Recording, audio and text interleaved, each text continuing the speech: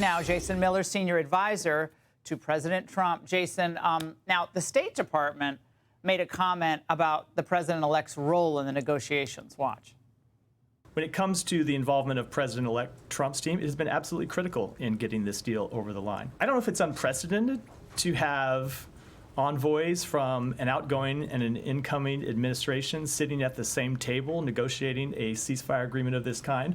But if it's not unprecedented, it's certainly unusual. We think it's important that they were at the table. Oh, Jason, I mean, obviously, without Trump, this never would have gotten done. Absolutely. And actually, I have to give credit to Matt Miller, Biden's State Department spokesman, for being honest on this front and saying that Biden laughed at it, right? Laughed at the idea. But Matt Miller was honest with the public, and I think that was very smart for him to do on his way out the door. But this is only happening, like you said, because of President Trump. He won with this massive mandate.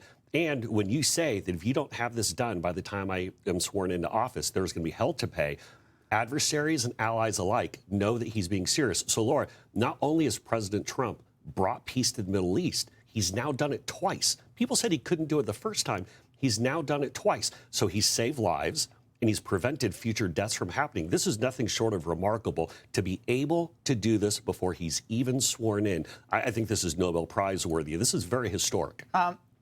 Witkoff, a lot of people don't know much about him, and people are kind of raising their eyebrows about why he was named by President Trump to be the envoy. Why was he so good in this situation?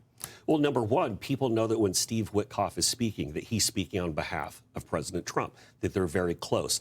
That's a key fact. And you referenced this a little bit earlier when folks from the Biden administration are speaking with, again, whether it's adversaries or allies or whomever, they don't know if Joe Biden is even awake or if he knows what's going on or who his people are or anything. But people know that when Steve Witkoff is speaking, that he's speaking at the direction of President Trump. The other thing, too, is Steve Witkoff is also someone who comes from a non-traditional background. I was just going to say, what's his experience in international negotiations? But this goes back to the geniusness of President Trump's first term, where he was the person, the non-politician, who defied the so-called experts and got North Korea, for example, to stop firing off nuclear missiles, to bring peace to the Middle East. Because the fundamental structure that the so-called experts in D.C. have been trying for decades has failed. Well, they got it wrong time and again, Jason. They've gotten it wrong every single time. But you have to go and you have to speak very deliberatively, and you have to say exactly what you're going to do. And so when he says there'll be hell to pay, they know that President Trump will not mess around. Now, there's a question still remain about the terms of the deal and the concern that the 1,000 Palestinian prisoners that are going to be released, there's some really bad dudes in that group. Are you concerned about that as how it will actually be carried out and the effects of it? Well, great question. This is obviously, the details are going to be very important, how this moves forward. But the fact that we're at the ceasefire, the fact that we have the commitment for hostages to be released, none of that was going to happen unless President Trump threw down the gauntlet here and said that this needs to start moving or else. Because Biden, they've been talking about this for months. I mean, the October 7th terrorist attacks were a long time ago. And by the way, horrific. Let's not forget here, the only reason that those terrorist attacks on October 7th even happened is because, number one, the disastrous withdrawal from Afghanistan, where Biden sent up the white flag and told the entire world how weak America was under his leadership. But secondly, he let Iran and its economy off the mat so then they could fund Hamas, which then obviously led to the terrorist attacks. And so this is, Joe Biden created this problem, allowed this problem to fester, but then President Trump needed this off the table. He needed this off the table to start his term. It reminds me of Reagan and the Iranian hostages. Jason, speaking of credibility and sticking to your word, and people know when Trump says something, he means it. News broke today that President Trump is considering changing his position on TikTok, and now will try to perhaps save the platform, which is owned by ByteDance, which of course is a Chinese company. But how is it America first to allow a massive propaganda operation owned by the Chinese to operate freely in the United States? How is that America first?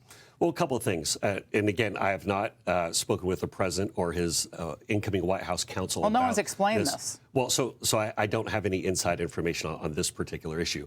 But a big part of the reason why President Trump won in the campaign with younger voters is he said that he would find a way to save the platform.